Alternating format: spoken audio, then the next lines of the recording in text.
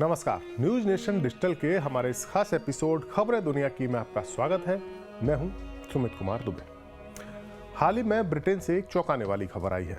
करीब 6 महीने पहले ही अपनी ताजपोशी करवाने वाले ब्रिटेन के किंग चार्ल्स III को कैंसर होने की पुष्टि हुई है। बकिंघम पैलेस की ओर से जो जानकारी दी गई है उसके मुताबिक किंग चार्ल्स का इलाज चल रहा है और उनके सभी पब्लिक इवेंट्स कैंसिल कर दिए गए हैं।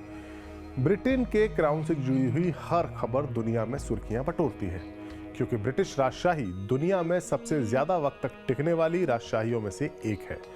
और एक वक्त था जब दुनिया के बहुत बड़े हिस्से और कई देशों में ब्रिटेन के राजा का सिक्का चलता था।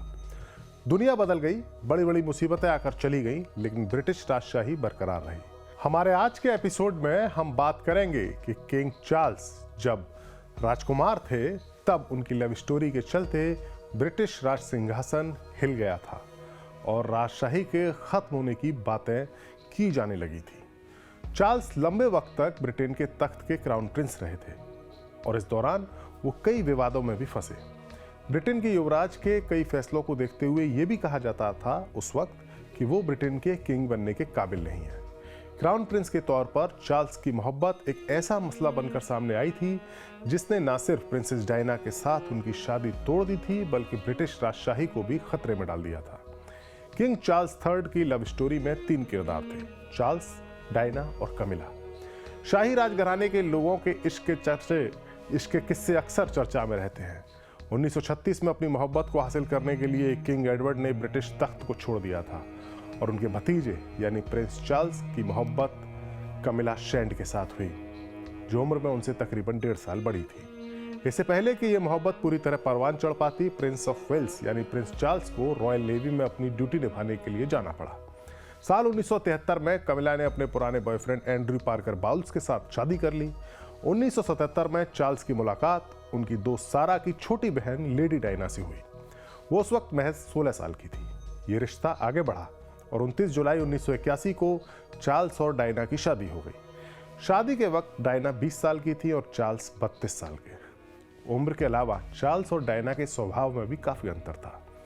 दिलकश मुस्कान वाली डायना एक आम ब्रिटिश लड़की थी, जबकि चार्ल्स एक रिजर्व नेचर वाले शख्स। Princess of Wales Diana British आवाम में चार्ल्स से ज्यादा पॉपुलर होने लगी।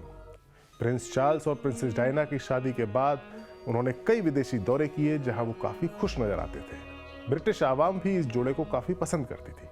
इनके 2 बेटे भी हुए, लेकिन इस शादी में सब कुछ ठीक नहीं चल रहा था। ऐसी कई रिपोर्ट्स हैं, कई जानकारियां हैं जिनके मुताबिक चार्ल्स ने शादी के 5 साल बाद यानी 1986 में ही कमिला के साथ फिर से अपने ताल्लुक जोड़ लिए थे।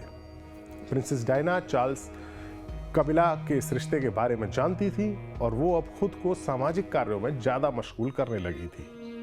इसी बीच प्रिंसेस डायना के भी एक्स्ट्रा मैरिटल अफेयर्स की खबरें सामने आने लगी। चार्ल्स और डायना की शादी अब कमजोर होती जा रही थी।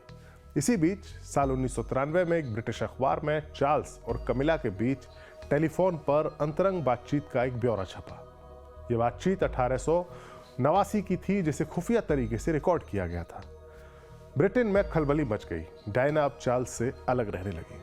कमिला के साथ अपने रिश्तों के बारे में प्रेस में छप रही बातों से चार्ल्स विचलित जरूर हुए, लेकिन साल 1994 में उन्होंने एक इंटरव्यू दिया और उसमें उन्होंने कमिला के साथ अपनी खास दोस्ती की बात को कबूलते हुए इसे आगे भी जारी रखने का ऐलान कर दिया।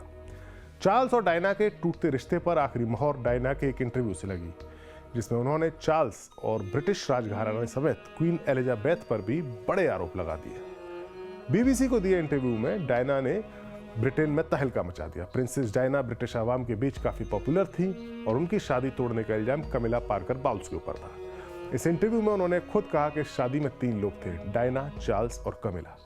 जाहिर है उस वक्त पूरे ब्रिटेन की सहानुभूति प्रिंसेस डायना के साथ थी और ये ब्रिटिश राजघराने के लिए चिंता की बात थी, क्योंकि ब्रिटेन की राजशाही लोगों के भरोसे पर ही टिकी हुई है। अगस्त 1996 में डायना और प्रिंस चार्ल्स का तलाक हो गया।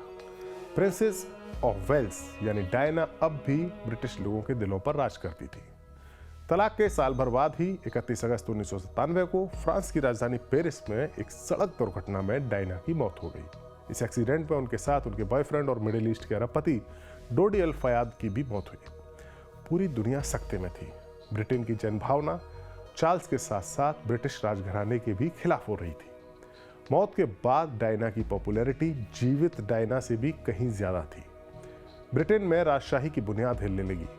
कहा जाने लगा कि अब लोग राजशाही को पसंद नहीं कर रहे। सितंबर 1997 को बकिंघम पैलेस के सामने जब डायना की शव यात्रा निकली तो क्वीन एलिजाबेथ ने भी उनके ताबूत के सामने सर झुका दिया।